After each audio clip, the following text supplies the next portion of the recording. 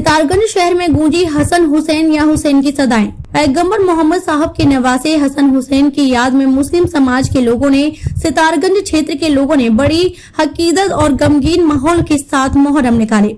साथ ही मुहर्रम निकालने के दौरान पूरे शहर में हसन हुसैन या हुसैन की सदाएं गूंजती रहीं। इस्लामिक मान्यताओं के मुताबिक 1400 साल पहले करबला की जंग में पैगंबर मोहम्मद साहब के नवासे बेटी का बेटा नाती हजरत इमाम हुसैन और उनके 72 साथी शहीद हुए थे। ये जंग इराक की करबला में हुई थी। जंग में इमाम हुसैन और उनके परिवार के छोटे छोटे बच्चों को भूखा प्यासा शहीद कर दिया गया था।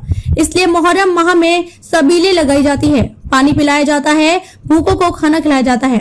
इस्लामिक मान्यताओं के मुताबिक करबला की लड़ाई में इमाम हुसैन ने इंसानियत को बचाया था, इसलिए मुहर्रम को इंसानियत का महीना माना जाता है। इमाम हुसैन की शहादत और कुर्बानी की याद में मुहर्रम मनाया जाता है। इमाम हुसैन की शहादत की याद में ताजिया और जुलूस निकाले जाते हैं। वहीं सितारगंज में भी मुहर्रम निकाले गए। सितारगंज से मोहम्मद आरिफ की रिपोर्ट।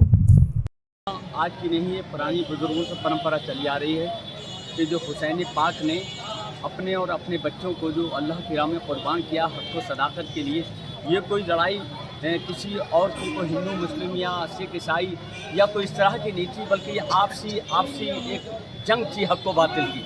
तो हुसैन पाक ने अपने और अपने बच्चों को कुर्बान किया हक के खातिर। यानी यजीद चाहता था कि बातिल का परचम लहराए, हुसैन चाहते थे कि हक का परचम लहराए। तो हुसैन ने सब कुछ अपने नाना के इस उम्मत के लिए और एक अमन शांति के लिए, अमन सुकून के लिए, ताकि अगर यजीद होता तो आतंकवाद होता, यजीद होता तो उग्रवाद होता, यजीद होता झगड़े और फसाद होता। इसलिए नबी के लाल ने अपनों को और अपने बच्चों को कुर्बान करने के लिए अपने देश को बचाया और सारी उम्मत मुस्लिमा को बचाया। हजरत हुसैन पाक ने जो अपनी जानें दी हैं, आज पूरे हिंदुस्तान में, पूरे भारत के तमाम जो सुन्नी लोग हैं, जो हुसैनी लोग हैं, आज हजरत हुसैन रज़ी अल्लाह तआला की यादगार इन ताजिया की शक्ल में मनाते हैं। हर जगह कहीं अलम की शक्ल में, कहीं ताजिया की शक्ल में ये उठाते हैं और उनकी यादगार मनाते हैं, ताकि आने वाली नस्लें भी याद रखें ताकि हुसैन ने हक के लिए अपनी जान दी थी,